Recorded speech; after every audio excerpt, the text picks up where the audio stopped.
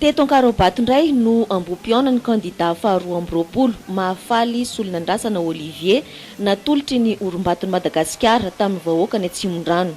Fanovana hitondra amin'ny fampandrosoana no programan'asa nambaran'ity kandida ity teto an-toerana. Mila miova ny pratique politique eto Madagasikara. Ny olona beto vaovao foana fa raha tsy miova pratique io tsy mandroso ny Madagasikara ity.